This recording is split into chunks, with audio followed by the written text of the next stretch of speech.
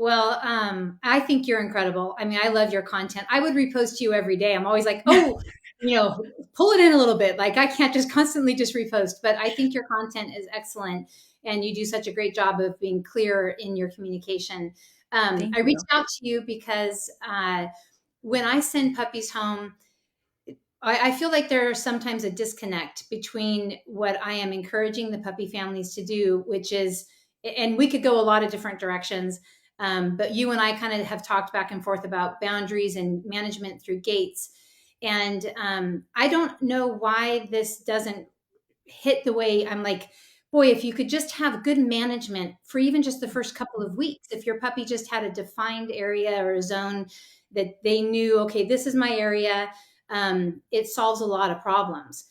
And so then I typically will send a puppy home. I'll say all those things.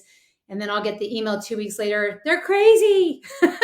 They're biting me like crazy. I don't know what to do, or whatever it is, whatever it's jumping or it's counter surfing or whatever, all of which in my mind, much of which could be managed with barriers and boundaries. So I would love to hear. My question for you is, if you could set up if you were bringing home an 8-week old puppy, how would your house look? How would you be set up for that puppy?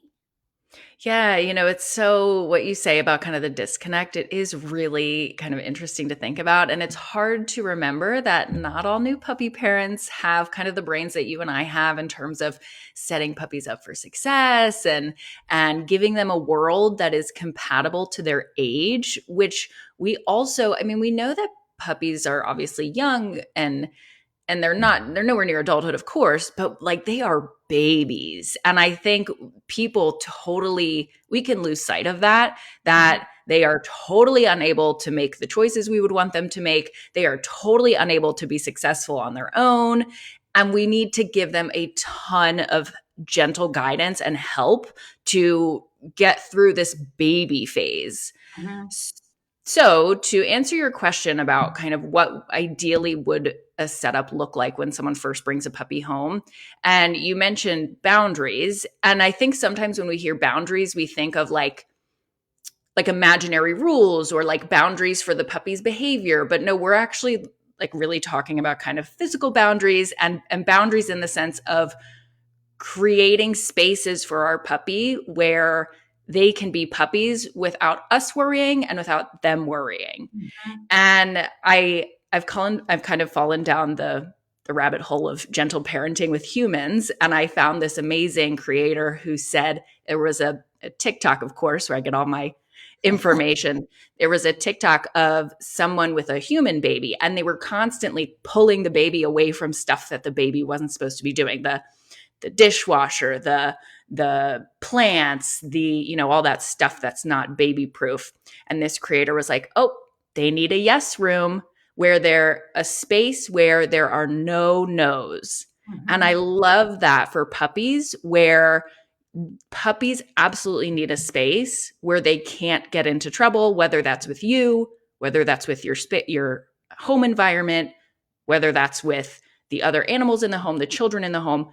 Puppies need a space where there are no no's. Everything is puppy proof, is safe, is okay for them to interact with. And with those parameters, that space is going to be pretty small. And so we usually look at pens, X pens, that type of thing to create that space. That's so good. I love that. I'm stealing that. Yeah, I Because loved I it. always said, you want to set them up so that they can't make a wrong decision. I A mean, I think we hundred, just keep saying this, absolutely. yeah, over and Mhm. over in different ways. So, are you talking like do you put X pins together to create a larger space, or how do you recommend doing it? Yeah, so it's important to know is that we're not talking about something so small as like a crate. Because I think it's really important to have a crate or a very small space where they nap and they're basically just sleeping in there. But there's then the bigger space of then that's where the yes room, the puppy proof area. Yes, I like to do X pens. It depends on the size of the puppy, but I think a little bit of space and freedom to move and choose where they sleep versus where they play versus where they chew on their bully stick, whatever it is. I think space is important, but we know that being too big is also a problem because then they could, go to the bathroom on one end of the pen and then go play and hang out on the other end of the pen. So yes. And when I say exercise X pens, I mean exercise pens, which they're like these metal foldable gates. Those are usually really easy. Some people do kind of heavier duty, usually kid play pens, something sturdy that the puppy can't knock over. But that is so a substantial space where they can move around, but not too much space. Okay. And then do you advise that there's time in, okay, let's talk about furniture and Mhm. couches with a brand, I'm talking about, maybe we should define, I'm saying like a brand new puppy, 8 weeks old, like you're saying, Mhm. baby coming home, doesn't know even the family yet, doesn't even know the humans that Mhm. love them like crazy, but are strangers to the puppy. So how does that look for a brand new puppy coming home? Let's say for the first week, does puppy basically stay in that defined area for the most part or all the time? So I got this from another trainer, and I feel terrible that I'm blanking on who said it, but they said the puppy should be in one of three places. The puppy should be under direct supervision by you. So you're not on the phone, you're not cooking, you have direct eyes on the puppy. The puppy should be in their pen or in their crate, or the puppy should be outside.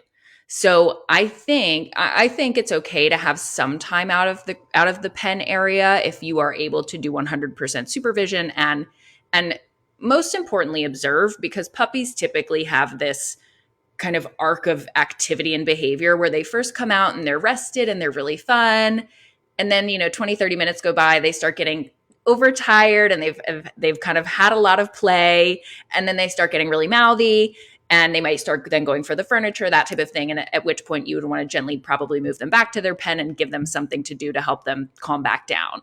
Mhm. So I think it's okay for them to spend time out if it is directly supervised and very kind of controlled interaction out of the pen.